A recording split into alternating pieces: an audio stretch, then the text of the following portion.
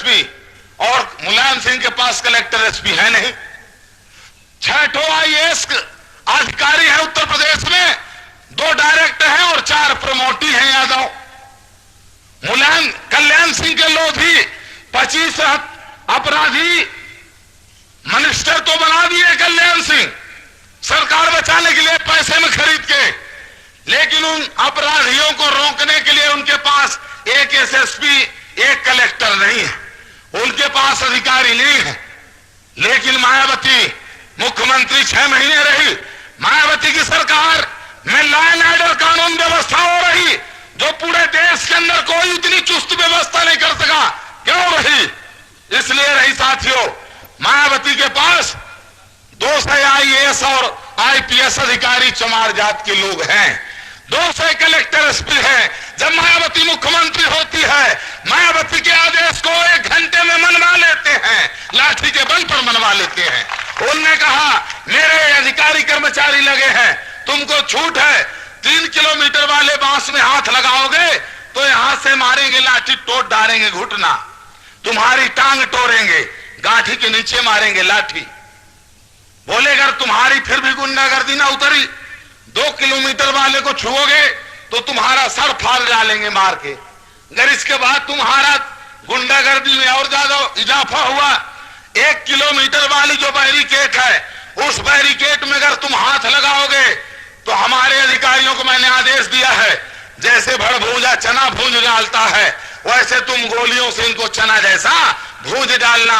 एक भी गुंडा 1 किलोमीटर के अंदर नहीं आना चाहिए। जब इनको पता चल गया कि इनके पूरे अधिकारी लगे हैं, मार डालेंगे, तो इनका सलगा भक्ति भाव उतर गया और मस्जिद में जो करना चाहते थे वो 5 किलोमीटर दूर बिरला के मंदिर में करने लगे इनकी गुंडागर्दी। और उत्तर प्रदेश की सरकार ने हमारी स्वागत किया कि 5 किलोमीटर दूर करो, स्वागत है, लेकिन इधर निहारना नहीं है, पाप है, ये अपराध है।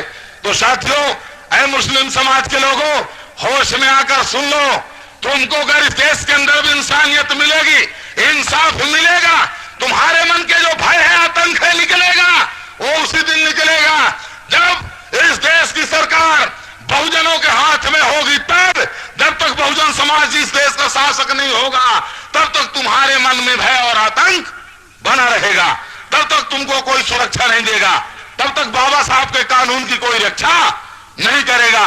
और इस बात को नोटिस में रखना, कांसीराम जी लोग कहते हैं कि वो भाजपा कहते हैं काला नाग है, उससे समझौता क्यों कर लिए? अरे आपको अकल नहीं आई?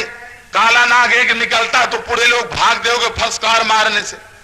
एक काला नाग ऐसा होता है जिसको एक 5 साल का 8 साल का लड़का बेने लिए टोपरिया में बैठा है, नचाता रहता है, नहीं नचाता, काला नाग है वो भी, लेकिन वो भूपू भूपू करता है तो नाचने लगता है, और जैसे टोकनिया धरता वैसे चपक के बैठ जाता है। तो आपको सोच लेना चाहिए, कांसीराम अगर सांप से समझौता करता है तो सांप की जहर वाली थैली को पहले निकाल लेता है कि उसका जहर न लगना चाहिए, थैली निकाल लो। तो साथियों, कांसीराम जी के सोच को, वो वैज्ञानिक आदमी है इस देश का, जिसने इस देश के अंदर हजारों साल के टूटे हुए समाज को 6000 टुकड़े में जो बटा है समाज, पिछड़ा वर्ग SC ST के नाम से, अल्पसंख्यक के नाम से 6000 जाति में बटे हुए समाज को कांसीराम जी ने 600 जातियों को जोड़ा है। 600 जातियों को जोड़ करके अभी तक में उनने, और भारत के अंदर जो 70 पार्टियां हैं, 70 पार्टियों में जब 600 जातियां जुड़ी हैं तो भारतीय जनता पार्टी, कांग्रेस, CPM और बहुजन समाज पार्टी चौथे नंबर की पार्टी आज है। 66 पार्टियों को पीछे छोड़ के और बहुजन समाज पार्टी देश में चौथे नंबर की पार्टी है। लेकिन साथियों, आने वाले समय में इस बात को नोटिस में रख लेना, 5 साल का जो और लक्ष्य रखा गया है, 6 से जातियां, 6 से टुकड़े और जोड़ करके 12 से टुकड़े जोड़ करके, और बहुजन समाज पार्टी भारत में 5 साल के बाद नंबर 1 की पार्टी बनेगी। और नंबर 1 की पार्टी नहीं, 5 साल बाद भारत में बहुजन की सरकार होगी। कोई सोचे गुंडा, अगर कोई सोचे बाहुबली कि मैं रोक लूंगा, परिवर्तन को कोई नहीं रोक सकता है।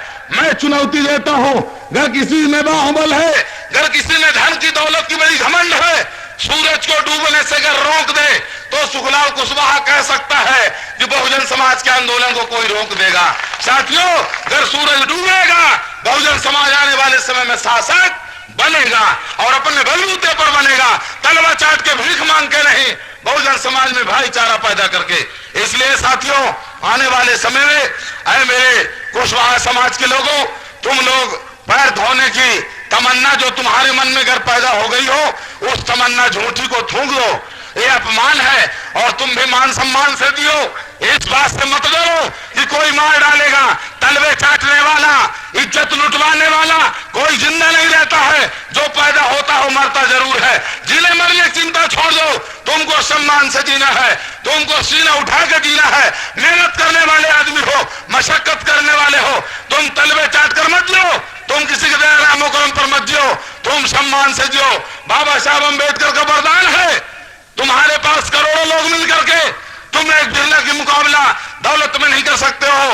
लेकिन साथियों, बाबा साहब ने जो वरदान दिया है कि तुम टाटा बिरला डालमिया से लड़ने के लायक धन में तो नहीं हो, लेकिन जब 5 साल में तुमको मौका आ रहा है, जैसे नवंबर में मौका आ रहा है, झोपड़ी वाले लोगों जागो, भाईचारा पैदा करो, आपस में एक दूसरे को गले लगाओ। तुम नीचे छूते बन करके अलग अलग मत रहो। तुम जनेऊ पहन के और सिंह लिख के बहुत क्षत्रिय और ब्राह्मण मत बनो।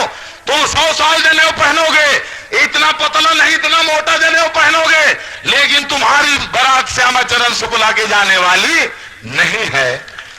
तुम खूब सिंह लिखोगे, आगे पीछे सिंह लिखोगे, तो तुम अर्जुन सिंह के समधी बनने वाले नहीं हो।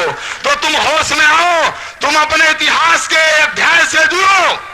और ये वोट जो बाबा साहब ने दिया है वरदान, 5 साल में मौका मिलता है, आने वाले समय में नवंबर में मौका मिलेगा। तुम गरीबों, झोपड़ियों वाले, तुम सब एक हो जाओ और अपने से गरीबों को गले लगाओ। अपने फूल और पत्ता सींचने में बगीचा हरा नहीं होता है। बगीचा अगर हरा करना है तो जड़ में पानी डालना पड़ेगा। जो तुमसे गरीब छोटे असहाय लोग हैं उनको गले लगाओ, भाईचारा पैदा करो। और काशी कुर्मी यादव के इनको जो भाजपा के चमचे बने हैं इनको बने रहने दो। ये कितने दिन तक रहेंगे? आज उत्तर प्रदेश में अगर कांग्रेस का सफाया हो गया है साथियों, जो कांग्रेस कल 42% वोट पाती थी, आज वो 2% में आ गई है। अगले बार चाहे कल चुनाव हो चाहे परसों, उत्तर प्रदेश में बहुजन समाज इस बार भारतीय जनता पार्टी का सफाया करेगा। और आने वाले समय में 2 चुनाव के बाद हम केंद्र में इनका सफाया करेंगे। मनुवाद को दफनाएगा बहुजन समाज और अम्बेडकरवाद की सरकार बनाएगा। इसमें भीख मांगने की जरूरत नहीं है।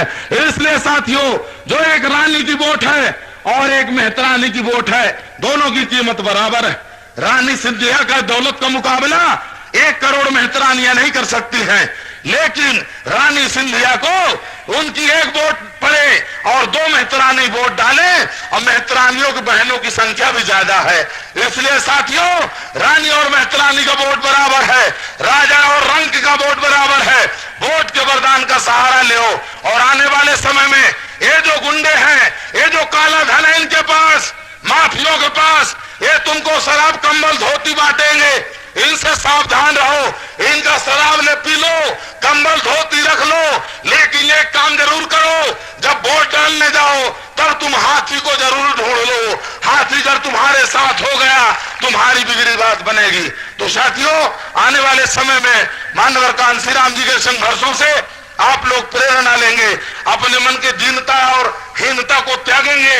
और आने वाले समय में ये जो नवंबर का चुनाव है, मैं ऐसी उम्मीद रखूंगा कि आने वाले समय में उत्तर प्रदेश वाली स्थिति आप लोग मध्य प्रदेश में पैदा करेंगे, ऐसा मुझे पूरा विश्वास है। इसी आशा विश्वास के साथ आप सबको धन्यवाद देते हुए, आप सबका स्नेह प्यार और आशीर्वाद चाहते हुए मैं अपनी बात समाप्त करूंगा। जय भीम, जय भारत।